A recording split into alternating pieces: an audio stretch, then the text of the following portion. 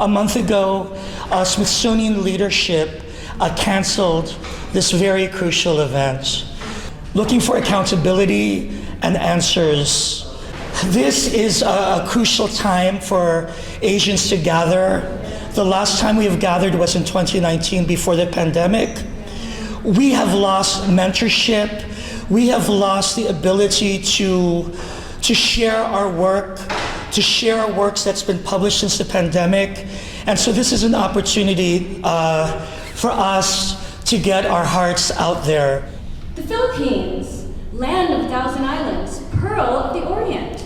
Footnote 1. This is a reference to national hero Jose Rizal's final poem, which refers to the Philippines as Perla del Mar. Consider that this poem, read before the US Congress in 1902, convinced congressmen, no women yet, that perhaps Filipinos were not barbaric. The power of poetry. It's more fun in the Philippines. Why not visit today? Bask in the tropical glow of one or more of our 1,000 islands. Snorkel tens of thousands of beaches, inhabited and uninhabited. Partake of food at the crossroads of Asia, noodles and spring rolls, coconut dishes, and of course, an abundance of fresh seafood. Experience Manila nightlife. We export showbiz talent all over the world. Footnote 2. The lead singer of Journey, female leads in various iterations of High School Musical, performers in Glee, and of course, our very own Leah Salonga. Enjoy the famed Filipino hospitality. Wherever you travel, you will find our people gracious and welcoming. Footnote 3. This does not apply to the southern Philippines, where an insurgency against Filipino central government control continues. This also does not apply to areas controlled by the communist insurgency, the New People's Army, which arose from the World War II guerrilla movement against the Japanese army. So basically, it doesn't apply to areas in which colonialism, past or present, is still a sore spot. Ramona Gupta from Chicago. Lawrence, the work you have done and continue to do is so vital to our communities. Please know that we see and appreciate you. Don't let these fuckwads get you down. Sending love and solidarity.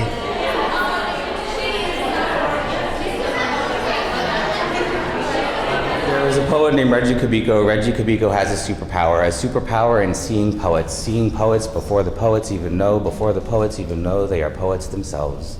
Like you can do anything, like you will do anything, like you want to do anything, like you want to get on mic, like you are the best poet in the world, like you are the only poet in the world, like you are the most magical poet in the world, like you deserve to tell your story, like you deserve to be vulnerable. Everything he says is so true. I feel so informed by Regie Cabico. Everything he says is so real. I feel so enlightened by Regie Cabico. Everything he says is so funny. I laugh so hard with Regie Cabico. Everything he says is so inspiring. I'm so in awe of Regie Cabico. Thanks for everything you do. I'm going to read some poems from my forthcoming book. It's called A Rabbit in Search of a Rolex. It's just taken me 3 decades to get my first book. So this first poem is not in the book yet. And it's tentatively titled Smithsonian, but it might be Asian American LitFest. And I dedicate this poem to Lawrence and to you all here. We are broken stories, continually breaking, trying to connect with itself, for without this knowledge we would perish. We are celebrating while climbing an uphill battle just to be who we are. And when the dragon is unleashed on us, we are the ones who create the magic, cast the spells, and make the impossible possible.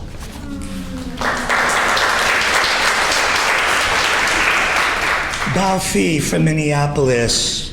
Yo, man, you already know, but sometimes we need to be reminded. I admire you greatly. Sure, for the times you stood up for me in my work, but also for who you are and what you rep. Being a Vietnamese American man is no joke, no cakewalk. We both know this. No need to get into an angel-devil dichotomy. Instead, we embrace the mess. I admire how you write about that mess and how much opportunity you provide to others in the world. We need you out here. Much respect and love to you, brother.